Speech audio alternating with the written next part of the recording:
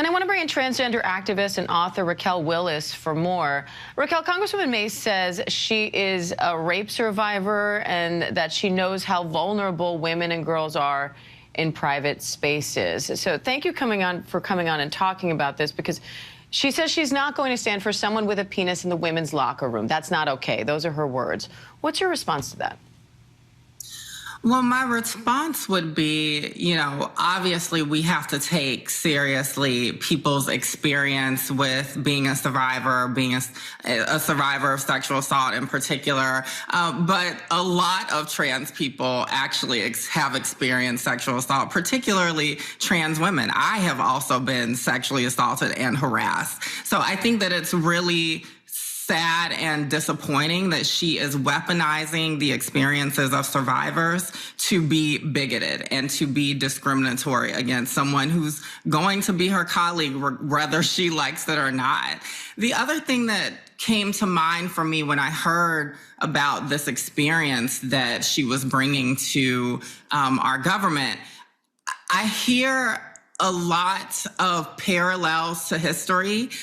Nancy Mace is the same type of woman who would have told me in the 1950s that I could not share a restroom with her, and not because I'm a trans woman, but because I'm a Black woman. So I think we see this long line of bigoted discussions around people who have different experiences. And it's really disgusting to see Sarah McBride have to endure this. Now, Democratic members of Congress have backed Representative McBride, and Alexandria Ocasio-Cortez even calls Mace's bill disgusting. She says it will endanger all women and girls. What are your biggest concerns if this bill passes?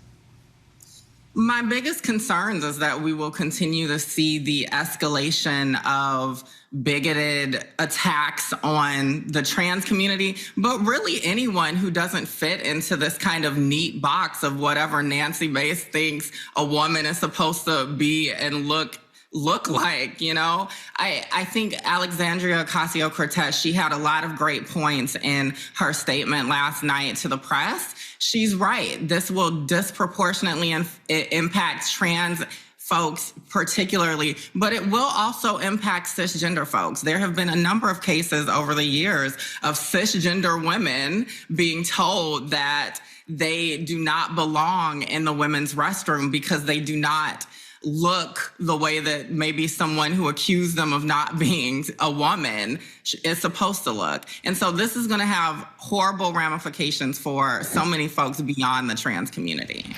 Now, Speaker Johnson's statement noted that there are unisex bathrooms throughout the Hill. Is that a solution on Capitol Hill and in other institutions across the country?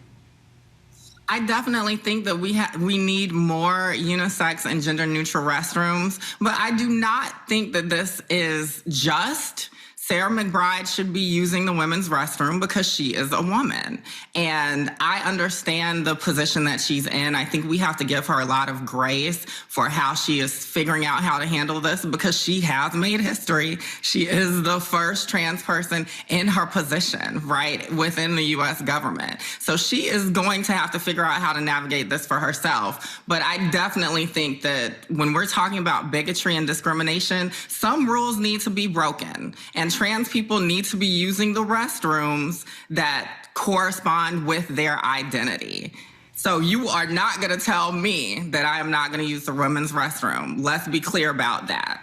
Do you see a way to allow transgender people to use the bathroom that coincides with their gender identity, but also be able to prevent predatory men from entering women's spaces? Well, I definitely think that we need to figure out how to have a more robust discussion about sexual abuse and sexual assault. But let's be clear, trans folks are disproportionately victims of sexual abuse and violence, not the ones who are perpetrating it. So this is a fallacy that the Republicans have pushed back into the fore. We heard these kind of discussions decades ago when people were talking about cisgender gay and lesbian folks as predators, right? So this is not new information. And even going back to before then, when we're talking about the civil rights era, there were all of these discussions around how Black women would make white women more susceptible to disease if they were to share the same facility. So I think that this is not actually about folks' fear of sexual abuse and assault. And definitely, I don't think that that's what Nancy Mace is getting at. I think she's just trying to use this as a stepping stone for more funding, as AOC alluded to last night. I mean, all of these tweets and even emails are really to boost her career. You know, this is the problem with having folks in politics right now who want to be more of a reality star than a representative for their constituents. So I just want to leave here with folks understanding that these discussions about sex and gender are much more complex than Nancy Mace is letting the public understand. And we need to stop making assumptions about what people's bodies are and what their experiences have been. And you're right, they are complex, more than we can do in 5 minutes time here, Raquel, but I so appreciate you coming on and adding to that nuance. Thank you. Thank you.